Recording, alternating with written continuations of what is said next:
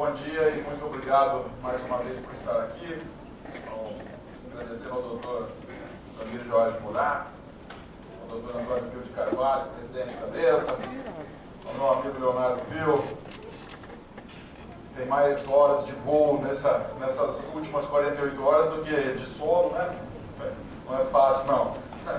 Bom, mas vamos lá. Eu estou aqui com uma missão de substituir o Dr. Mário Werneck, que ele não pôde vir, problema de agenda, de última hora, enfim, a gente compreende.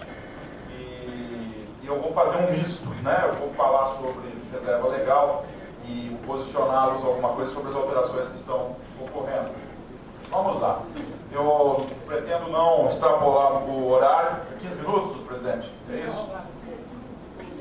Pretendo não tomar o tempo dos outros colegas. Hoje vocês vão ver aí, falando o professor Paulo Roberto Pereira de Souza, do Paraná, que é uma sumidade. Vocês vão ver Ana Lúcia Grise, Paulo Bessa novamente vai falar. Enfim, vocês vão ter hoje um dia bem dinâmico e bem interessante. Gente, a reserva legal, basicamente, ela surge através do Código Florestal, que é a Lei 4771 de 65. Ela está tendo algumas alterações, existem projetos de lei que estão tentando atualizá-la e até modificarem algumas coisas. O projeto de lei mais aí, polêmico e debatido é o projeto de lei 6424 de 05. Esse projeto, ele está tramitando em câmaras técnicas, né, dentro do próprio Congresso, porque existe uma disposição da própria bancada ruralista de questionar ainda algumas questões relacionadas também à reserva legal. Então, o que é uma reserva legal, basicamente? É uma área localizada no interior de uma propriedade ou posse rural, quer dizer, mesmo a posse do imóvel, há necessidade de reserva legal, excetuando-se as áreas de preservação permanente. Ou seja, o que são áreas de preservação permanente? Okay? Já foi falado, inclusive eu mesmo falei sobre isso, mas matas ciliares, topo de morros, né? Todo o artigo 2º e 3º, basicamente, do próprio Código Florestal traz o que é APP. Então, na reserva legal, você retira o que é APP para fazer o cálculo. Então, excetuando-se as áreas de preservação permanente, necessário ao uso sustentável dos recursos naturais, a conservação e a reabilitação de processos ecológicos, a conservação da biodiversidade e ao abrigo e proteção de fauna e flora nativa. Em princípio, a área de reserva legal é uma limitação administrativa. Então, a tutela administrativa ambiental é que impõe essa necessidade da reserva legal, onde o proprietário ou possuidor somente poderá utilizá-la sob manejo florestal sustentável, em tese mediante projeto próprio confeccionado e prévia autorização do órgão ambiental competente. Então, aí tem um modelo interessante para ser estudado e analisado. Obviamente que aqui nós temos pouco tempo, mas aquela ideia que a gente ouve no meio rural, eu trabalho muito com agronegócio, o Pio aqui também trabalha, e a gente ouve muito no dia a dia que o agricultor chega e fala: mas doutor, eu vou deixar uma área parada para criar macaco. Isso a gente ouve direto. Na verdade não é isso. Essa área pode ser trabalhada desde que com projeto de uso sustentável.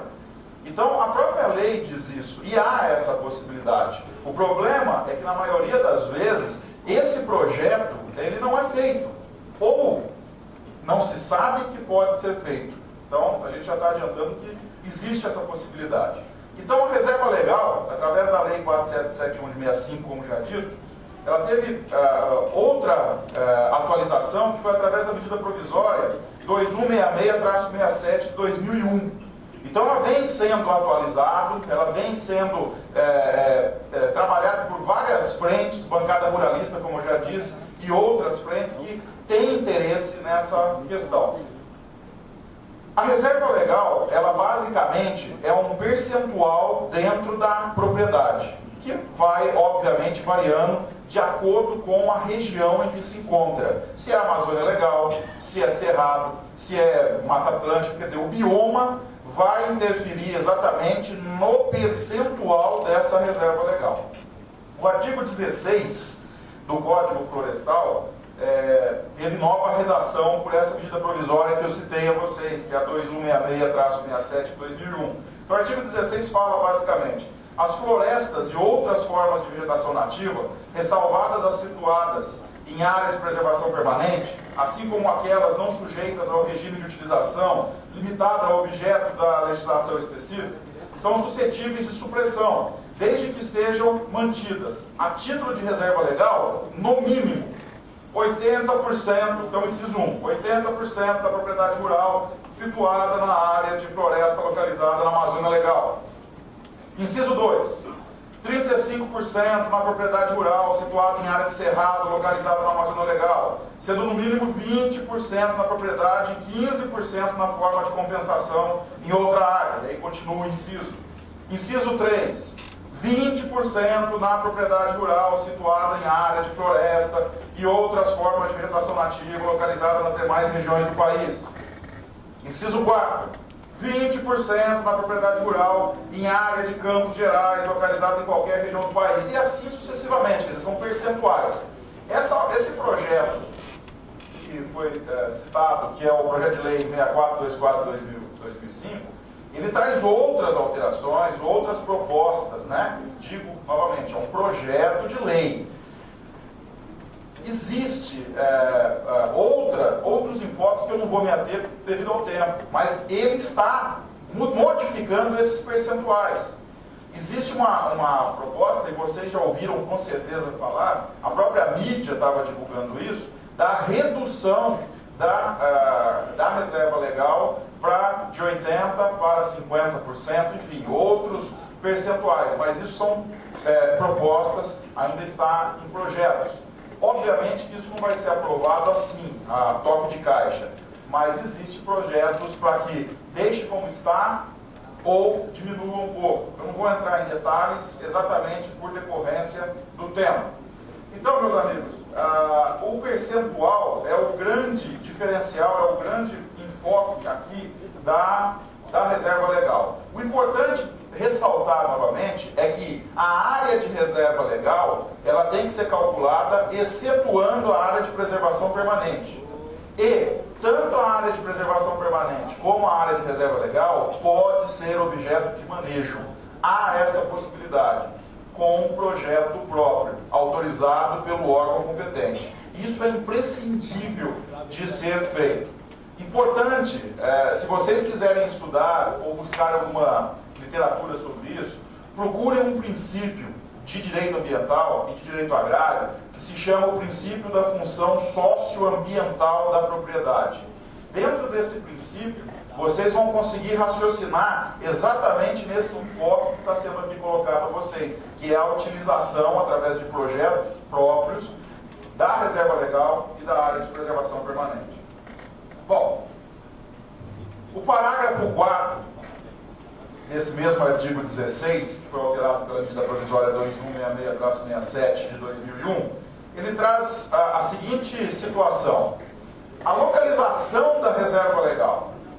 Então, aonde fazer essa reserva legal dentro de uma propriedade, né? Então, a localização da reserva legal deve ser aprovada pelo órgão ambiental estadual competente, ou mediante convênio, né? Pelo órgão ambiental municipal ou outra instituição devidamente habilitada, devendo ser considerado no processo de aprovação a função social da propriedade, que eu acabei de dizer a vocês. Artigo 186 da Constituição Federal, obrigado, doutor, que aí já seria pedir demais eu lembrar do artigo, eu sou péssimo com números.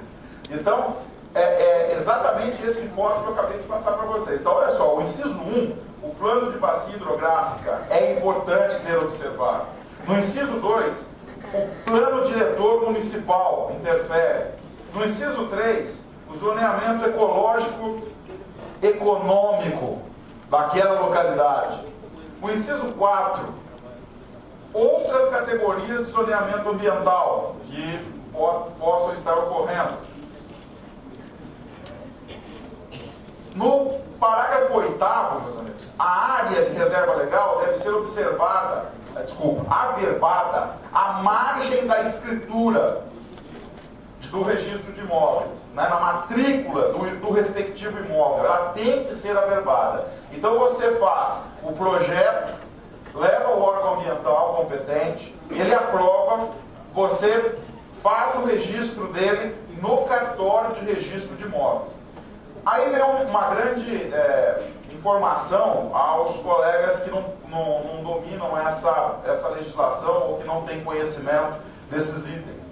No parágrafo 9º desse artigo 16, ele diz que a averbação da reserva legal da pequena propriedade ou daquela propriedade que você detém em posse, ela é gratuita. Ela pode ser feita de forma gratuita. Então, mediante, obviamente, projeto, mediante documentos, provas que comprovam que a tua propriedade é pequena, que basicamente é agricultura familiar, aquela situação já prevista em lei. Então ela pode ser feita, esse registro, de forma gratuita. Na posse, então vamos agora observar uma outra situação. O imóvel rural, na questão de posse. A reserva legal é assegurada, aí sim, por termo de ajuste de conduta.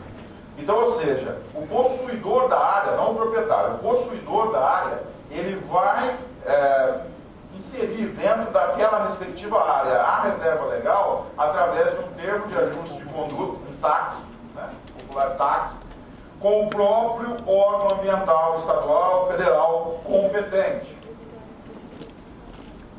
E basicamente, gente, é isso que eu queria expor a vocês. Fazer alguns comentários que, ao meu ver, eram relevantes. Eu estou aqui falando há 12 minutos a vocês. Eu prometi que eu não ia estourar o tempo, em respeito aos outros colegas. Os itens relevantes da reserva legal, eu estou aqui apresentando a vocês. Quem tiver interesse nesse tema, eu fico à disposição, eu vou ficar aqui hoje ainda o dia todo, dá para a gente conversar, e depois, ao que consta, vai ter uma rodada aí de debates, de diálogos, igual nós tivemos nos outros dias. Obrigado, presidente, obrigado a todos.